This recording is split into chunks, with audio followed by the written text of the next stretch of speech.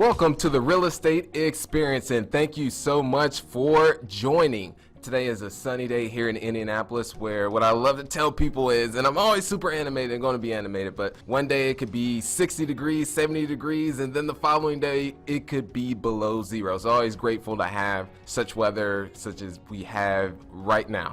But those of you, I know there's people that are international listening to this, those that may be in Indiana, and those are just across the country. Comment below and let me know where you are from as well. So what we'll be doing to discussing the topic of today is just an overview of the very first deal that I was able to obtain. I'll go over the successes, the lessons that I've learned, and the failures as well that I was able to take from those failures and then later on turn them into successes. But at that time, the failures were not very fun to go through. So we're just going to jump right into it. And those of you who are just now coming across me, is just a little background on myself, and I'll just give you like a Spark Note version. Is born and raised in Indianapolis, on the not so good part. I tell people that on welfare, food stamps, Section 8, any other type of government assistance that's out there that I'm sure that my family didn't tell me about that I lived on. But to fast forward how I got into construction, so I've always had the entrepreneurship bug. In my early elementary days, selling Kool-Aid, Pokemon cards, doing just about anything in the legal sense to earn money. So just to get the things above and beyond just the standard living. As a kid, I wanted all the cool stuff, the new shoes that came out, the clothes on that side. So how I got started in real estate was 2009, where things were not going so well on the construction side. And I was more of, I would say, doing the grunt work, getting my hands dirty, and then worked a couple years in that and shifted more to the investing side. So I'm just going to give you a backstory on how I would say that transition from the construction side to more of the investing, and then go into my first deal. So it all came from meeting my mentor. And that I love to tell people, finding a mentor is it is a great thing to have, because with me, what I was able to learn was I was able to learn from their pitfalls, their failures, their mistakes, and was able to replicate their successes. But later, towards the end of this episode, I'll go more in depth about the things that I was able to learn from that relationship. So how I found this mentor was at a CrossFit gym that I was working out at. And there's this quote that says, "When the student is ready, the teacher shall arise," something along those lines. And I would say that's exactly how this happened. And I always overheard this individual talking about performing construction. He had apartments that he was doing his own management on. So at the CrossFit gym, he was looking to help them perform some construction with expanding their gym. So I overheard those conversations, and just one day, it was just the right timing. I offered to take that individual out to lunch in hopes that to essentially see what problems that he was currently facing in his business, and how I can bring value. And through the value is, I love this bartering system. Bartering system is something I've always been able to leverage. So when you're, for myself, when always looking to work with someone, I always look at it as what problem or how can I bring value to that individual, versus just a take.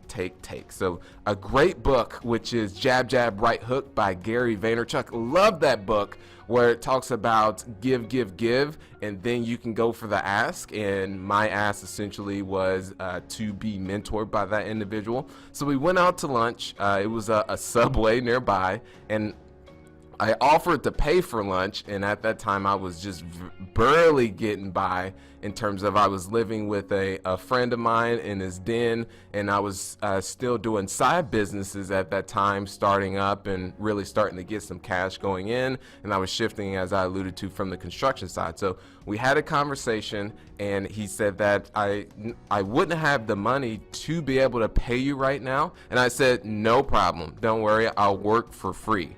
And from that, a lot of people thought I was crazy when I had offered my time for free. And through that, I thought I was a little crazy too at that time, but it worked out tenfold in terms of what I learned from college and the 20 years that I learned from this individual, 20 years of their experience compacted into the 2.5 years that I worked with him. And that was, I would just say, great overall. And the problems that he was facing in his business that I was able to come in and assist with was more of creating a online presence for once he does have his units available for rent.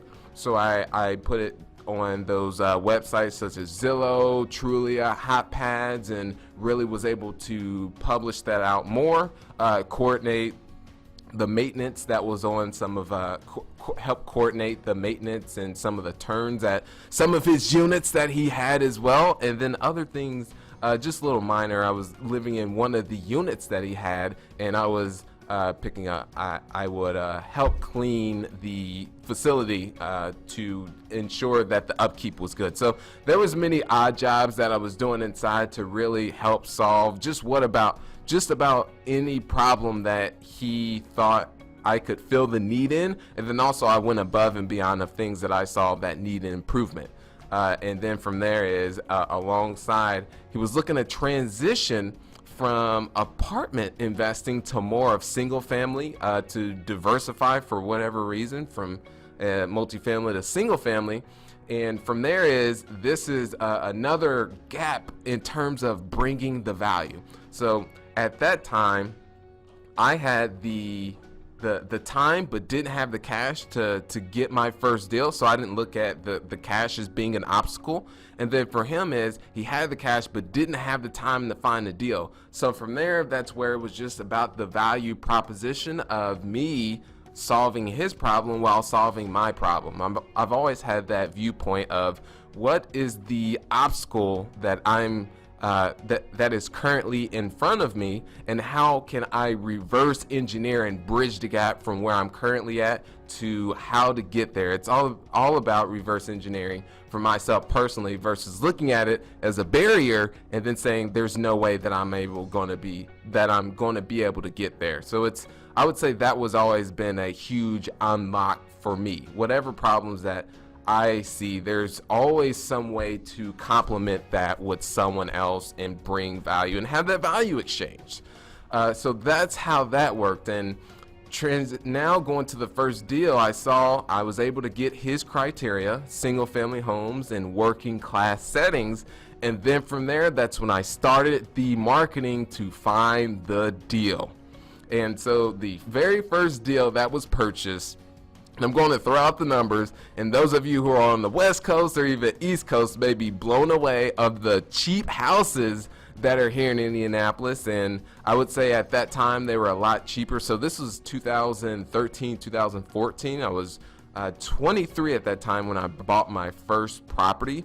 And so was networking with other wholesalers, attending networking events. I was doing yellow letters. I was putting up bandit signs. So at that time, I was leveraging multiple channels to get in touch with a homeowner to purchase their property, or an owner of a property to purchase it. So from there, I was able to get a lead from a wholesaler. So the numbers came out $25,000 to buy the house, and this was, I would say, a B- to C+ neighborhood, and it was an older built house built in about the 1970s. So bought it for $25,000, put another $25,000 into it, and then rented it for $850. So from that process, I myself did everything from start to finish, meaning that doing the transaction with the title company, and then once it was closed, doing the managing the contractors that was on there that was performing the construction. And then from there is I also did the leasing and took the incoming calls from tenants, maintenance requests. So I did everything from start to finish. And from there is I learned a ton. There's always I would say a double-edged, you could say a double-edged sword in a way with, you can outsource it, which is, that's a viable option, especially if you're not able to be hands-on. But myself, I learned so much through that process that once I really started to scale my portfolio, I knew all of the little moving parts that was associated with it. That way I can delegate in certain areas. So now that the property, it was bought for $25,000, put an additional $25,000 into it. So just going over the numbers, put an additional $25,000 into it, rented it for $850, and then instead of taking a wholesale fee, I was able to retain. I requested to have equity, and so how the equity broke down was 85% went to him, bringing the capital contribution. That was his risk on that side. And then for me, I got the remaining 15%. So how it broke down was out of the cash flows, the net each and every month, 85% would go to him, 15% would go to me. And then also the sale of the property, the same thing would apply as well, that out of the net proceeds, 85% to him. Well, he gets paid back first, and then the remaining 15% goes to me. And then from there, that's when it just snowballed. So actually across the street, ended up buying another one for, I would say, $40,000, and then put 10 into it, and that already had a renter that was in there as well. So the things that I learned from this process was so much. And I will just go over the failures that I encountered. The first one being is when I first walked through the house, I had no clue in terms of what exactly needed to be done and how to go about doing. I knew how to go about doing it, but I just walked into a house that needed just about everything. The floors were shot. They were hardwood, so they just needed to be touched up and refinished, but at that time I didn't have that knowledge. And then the walls were pretty dinged up. The ceiling was just about caving in, and then there was a unfinished, partially finished basement. So how we came up with, I would say, looking back, I would have had a contractor go walk the property along with me while we were under contract with the property to really get a firm understanding of what the cost would be on a line by line item basis. But with that, luckily we were able to get it cheap enough that there of course were some things that came up during when we were actually rehabbing the property, which tends to happen oftentimes with the renovations on properties. Sometimes you may not have that, but on this specific deal, I think originally I would say about between 5,000 to 7,000 of unforeseen things ended up jumping out that we had to address ultimately. So through that, 5,000 to 7,000 above what we originally had anticipated. So walking through with a contractor and then having them provide a quote, multiple contractors at that time to walk through and provide multiple quotes. So that was a learning lesson on that, because absolutely had no clue when I walked in of, oh my, I wouldn't necessarily say flustered at that time, but just walking into a house that needs plenty of work, you're just, there was a lot going on with that. And then the second was, should have did a little bit more education, meaning there's sites like biggerpockets.com, which is completely free. If you're not on BiggerPockets, you are losing. I'm not affiliated with them by any means. I do contribute, and those of you who are on this podcast may have seen me, that are listening to this episode, may have seen me, my articles, some video content. I just strictly contribute to them, bringing value to others, not affiliated. So that source is completely free. From the time of you can network with other investors, you can see deals, a breakdown of how someone went about a deal, their numbers. They also share their experiences of, okay, this is the failures that I encountered, the learning lessons and how I went about that, and then these are the successes that I had. And then you can reach out to that individual and ask them even more specific questions. So there's that, and then there's forums on there as well that you can ask just about any question, because I'm sure that the problems that you may feel that you're facing that are unique to you, I'm sure there's someone out there that has a very similar situation that can shine some light on it. So that's it on the Bigger Pockets rant. That's their completely free resource. So I should leverage that a little bit more in terms of self-educating and really getting a better understanding of all the moving parts with investing in single family homes. I essentially just threw myself into the fire. I've always been myself personally that individual. That's the best way that I've learned. But from that is when I threw myself in the fire, I should have just educated a little bit more to know what I was exactly going in. It could go either way, but I would say upon reflection, I would have just educated myself, read a little bit more books, and then reached out to others that have been there and done that. My mentor was more hands off during the process, let me run with it, which kudos to him for that, and really entrusted in me to run with that process. So that was another failure, but a learning lesson. The next one was just ask for more help. Meaning, as I alluded to, was my mentor at that time should ask, hey, how do I go about this? There was a little bit of assistance with coordinating with the title company since he's been there and done that. Did show up to the closing, but after that, pretty much I myself ran with it and should have just asked for more help, not only from him, but others in the market that have been there and done that. And what I've always experienced, even when I shifted to the multifamily side with that first 46 unit that I acquired, which was 4 years later, that did the underwriting analysis and then shot it over to several, I would say 4 to 5 individuals, just to ensure that the underwriting was right, and then also our business plan was on par as well. And then from their feedback, they said, you want to do this, actually you want to watch out for the expenses since it's on boilers. So little things like that other individuals have a different perspective and angle on because they've been there, done that. So that's thing is asking for more help. Now let's go into the successes. So this is the flip side of doing everything myself with being in the trenches. Is it allowed me, as I had mentioned a little bit earlier, is just having the know-how and the knowledge of all the moving parts. And that way, once I started to scale the portfolio, I knew what areas to delegate in and then have the know-how of how that role is specifically done. So from that, I did that on several transactions with doing everything.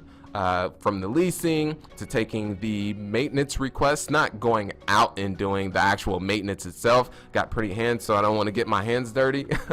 And so taking in the incoming requests, the tenant complaints, and just about everything, all the moving parts associated with property management. And I also had a partner too who we split the roles when we started our new company. By doing everything, was able to then outsource at a later point. So that was a success there, that hindsight 2020, now that I know that I've done that, and now was able to scale up from there. The second is networked. So by networking on the upfront side with attending local real estate meetups, there's so many meetups out there. You can go to meetup.com and type in real estate investing, and I'm sure there's several that'll come up. And from there, as I was going to those events and also on biggerpockets.com and networking with other investors, and essentially it came down to, how can I bring you value? And by value is, are you looking for deals? Are you looking for contractors? And then see how there's some type of exchange. And then also many of the wholesalers that I would speak, or the wholesaler that I ended up partnering with to buy that first deal, now wholesaling, it just, due to the tightness of the market for my specific numbers, just hasn't worked out. But I would say several years ago, there was still enough meat on the bone. But getting back to what I was mentioning is, networking with the wholesalers is the value proposition in that relationship was they're looking for buyers. So from there is provided the criteria, and then when the deal came around, wholesaler shot it to me, did the quick analysis and saw that, okay, well, at that time I was using close to about the 2% rule, which this property was right on the fringes of. About all in 40 to 45,000 was what we had anticipated, until of course there was more costs, and it was renting for $850. So that was the rule of thumb that was being used at that time, which ended up working out. And from there, that allowed for the networking side, just letting everyone know that, hey, I'm in real estate now, and then going to the networking events and seeing how I can bring value to others, and then in turn was able to get that lead from that individual. So networking was a huge success on that side. The last one is funded using other people's money.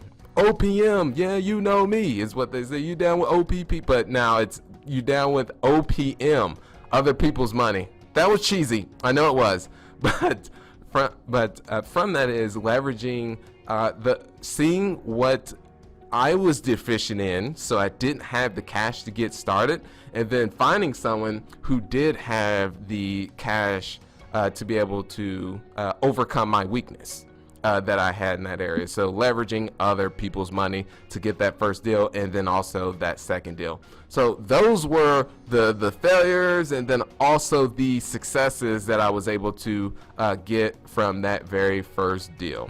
And it was so now just steadily on the acquisition side, but now completely shifted from that formal partnership that I had with that mentor, started my new venture where we were able to just replicate that same exact model with scaling up the single family home portfolio, and then entirely shifted to the multifamily side. So I want to give you all some lessons, 3 things that I was able to learn from that relationship with my mentor. The first one being is that Band-Aids cost more in the long run. And what I mean by Band-Aids is just these simple fixes. One thing that with your rental properties. So let me go ahead and give you an example. One thing that he would do is if it costs a little bit more to fix there, but it avoids all the having to keep come back. So let's say it's a leaky faucet that keeps reoccurring, something of that nature. He will go to the root of whatever the complication is that's leading to that, and then fix that. It may cost a little bit more up front, but on the long run you'll save money, because if you keep fixing whatever the minor complication is, let's say it's a leaky faucet for instance, and there's a root somewhere, you're going to have to constantly keep sending the maintenance out there. And yeah, you do save on costs on the upfront, but you have to think of the costs in the long run, and then also the time that's invested, the time and energy.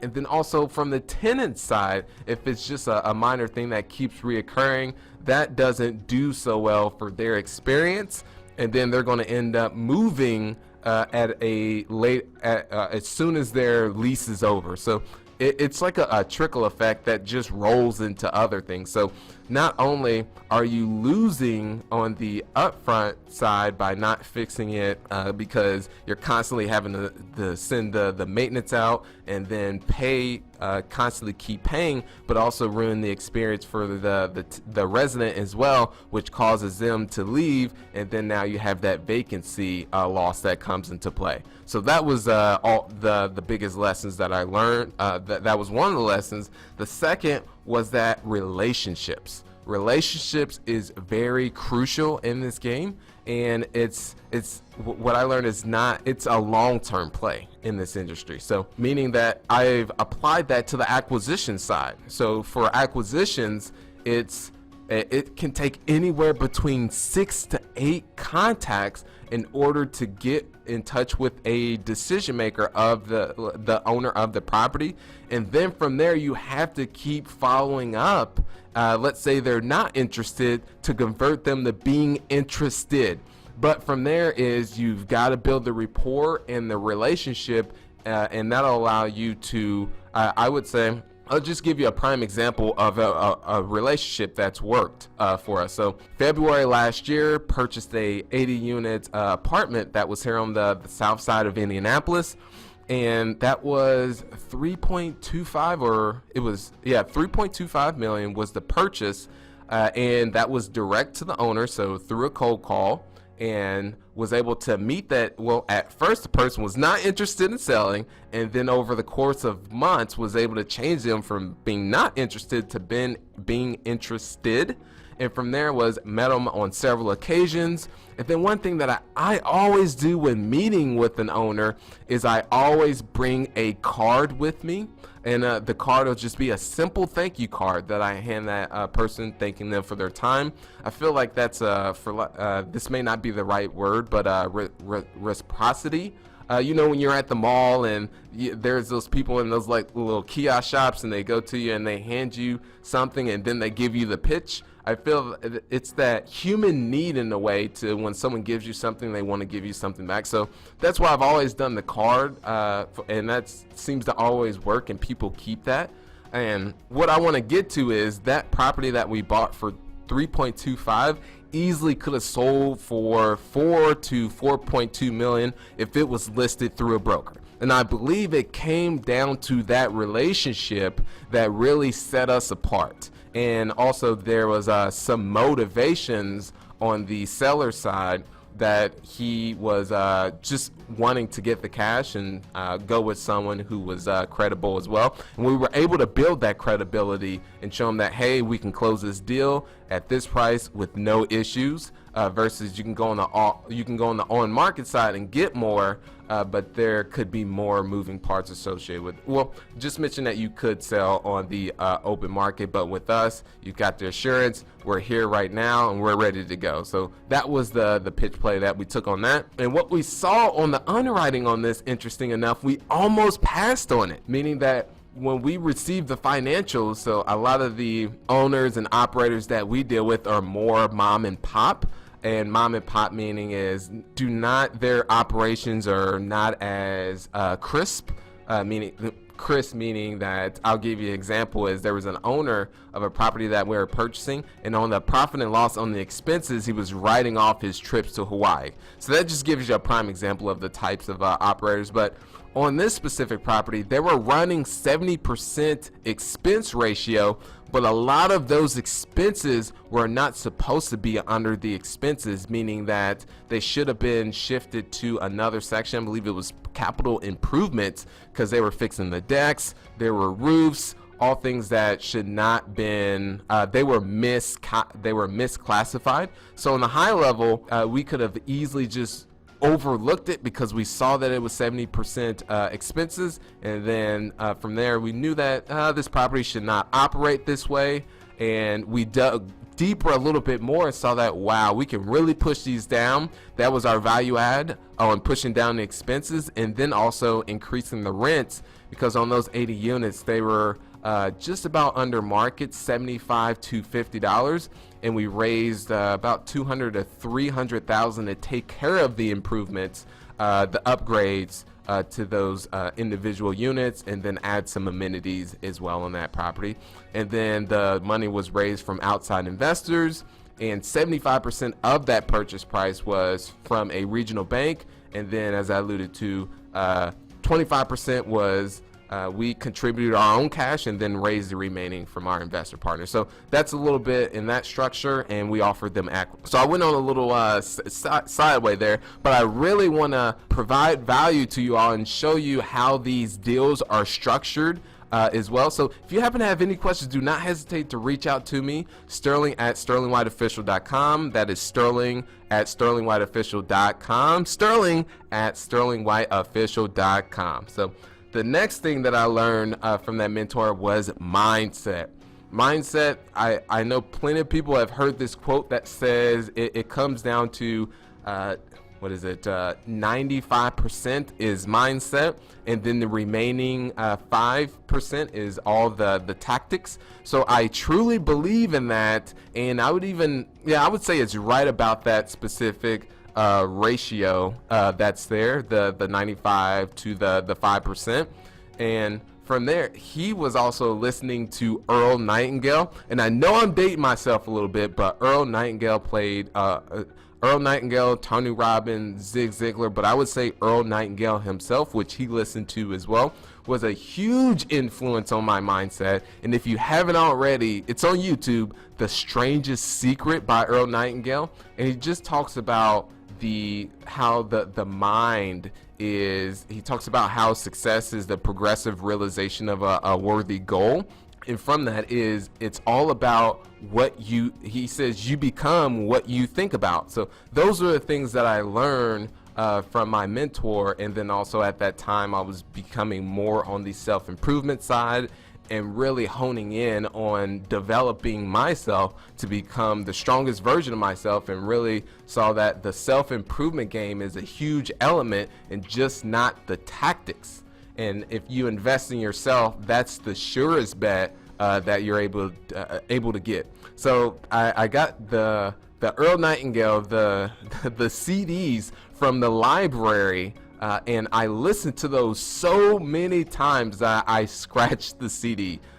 Interesting enough. So, but those are the things that I learned. So just give a summary for everyone. The failures on that first deal. First one was just having a contractor walk through the property while under contract to give a real line by line item budget of what needs to be completed. The second is threw myself into the fire. I should have did a little bit more education and to know what I was getting into. The third was just ask for more help. Was one. There's tons of people that are out there in this market, and also leveraging bigger pockets to see those that have been there, done that. I have people reach out to me all the time to get insight on the deal. More than happy to be of value on that. If you want to, like they say, slide into the DM and reach out to me, more than happy to help others, especially that are there where I was.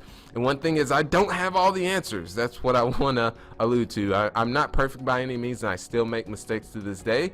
I just learn from those mistakes and take those learning lessons and then ensure I don't do those the next time to get to that success, or those success moments, or success actions. And then on the success side, did everything myself, so I was able to learn all the moving parts. And then once things really started to scale, was able to put people in place to oversee that. And I had the knowledge and the know-how of how things need to be done and should be done.